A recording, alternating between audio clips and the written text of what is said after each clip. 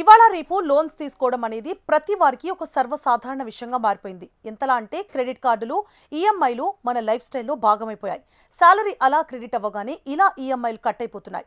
అయితే పైకి ఎంతో సౌకర్యవంతంగా కనిపించే ఈ ఈజీ లైఫ్ వెనుక ఓ పెద్ద ప్రమాదం పొంచి ఉంది. ఆదాయానికి మించిన అప్పులు సామాన్యుల జీవితాలను ఎలా చిన్నాభిన్నం చేస్తున్నాయో తాజాగా వెలువడిన ఓ సర్వే నివేదిక బట్టబయలు చేసింది.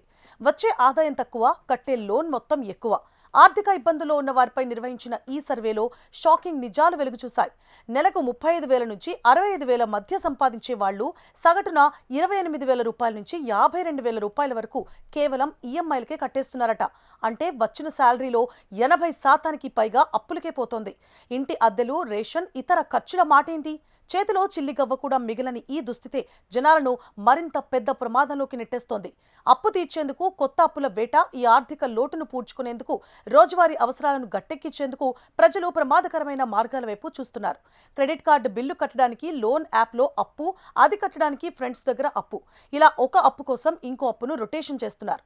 దీనికి తోడు by now pay later, BNPL schemes, online loan apps మనిషిని మరింత లోతుకు లాగేస్తున్నాయి. ఒక్క క్లిక్తో లోన్ ఇస్తాం అని ఆశపెట్టి చివరకు బయటపడలేని ఊబిలో పడేస్తున్నాయి. ఒక్కసారి పేమెంట్ లేట్ అయితే చాలు, ఈ లోన్ యాప్ వాళ్లు, రికవరీ ఏజెంట్లు చూపించే నరకం అంతా ఇంత కాదు. సర్వేలో పాల్గొన్న వారిలో 72% మంది రికవరీ ఏజెంట్ల నుంచి తీవ్రమైన వేధింపులు ఎదుర్కొన్నామని వాపోయారు. ఏకంగా 67% మందికి బూతులతో ఫోన్ కాల్స్ వచ్చాయట. పరువు తీస్తామని బెదిరించడం, డేటా చోరీ చేయడం, కాంటాక్ట్ లిస్టులోని వాళ్లకు మెసేజ్లు పెట్టడం లాంటివి చేస్తూ సామాన్యులను భయభ్రాంతులకు, ఇబ్బందులకు గురిచేస్తున్నారు. ఇన్ని వార్తలు చూస్తున్నా, పోలీసులు హెచ్చరిస్తున్నా ప్రజలు ఫేక్ లోన్ యాప్స్ జోలికి ఎందుకు వెళుతున్నారు అంటే డబ్బుతో ఉండే అవసరాలు అలాంటివి. మరి మెడికల్ ఎమర్జెన్సీనో, ఉద్యోగం పోవడమో జరిగినప్పుడు డబ్బు అర్జెంటుగా కావాలి, సిబిల్ స్కోర్ బాగోలేదని బ్యాంకులు లోన్ ఇవ్వవు. అప్పుడే ఈ ఫేక్ యాప్స్ చిటికలో లోన్ పేపర్స్ అక్కర్లేదు అని వలవేస్తాయి. ఆ ఆత్రంలో టర్మ్స్ అండ్ కండిషన్స్ చూడరు. తీరా డబ్బు తీసుకున్నాక అసలు కథ మొదలవుతుంది. బ్యాంకులు, ఎస్బీఎఫ్సీలు రూల్స్ పాటిస్తాయి, కానీ ఈ డిజిటల్ లెండింగ్ యాప్స్లో చాలా వరకు నిబంధనలకు విరుద్ధంగా నడుస్తున్నాయి. ఆర్బీఐ ఎన్ని కఠిన చర్యలు తీసుకుంటున్నా పుట్టగొడుగుల్లా కొత్త యాప్స్ పుట్టుకొస్తూనే ఉన్నాయి.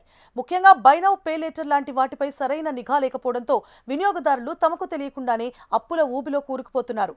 ఈ సమస్యకు చెక్ పెట్టాలంటే మార్గం మనం జాగ్రత్తగా ఉండడమే. నిపుణుల సలహా ప్రకారం లోన్ తీసుకునే యాప్ ఆర్బీఐ దగ్గర రిజిస్టర్ అయ్యిందా లేదా అని ఖచ్చితంగా చెక్ చేసుకోవాలి. వడ్డీ రేట్లు, హిడెన్ ఛార్జీలు ముందే అడిగి తెలుసుకోవాలి. మీ కాంటాక్ట్స్, ఫోటో గ్యాలరీ పర్మిషన్ అడిగే యాప్స్కి దూరంగా ఉండాలి.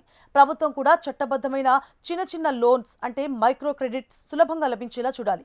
లేదంటే అవసరం కొద్దీ జనం ఇలాంటి డేంజర్ యాప్స్ వైపే వెళ్తారు.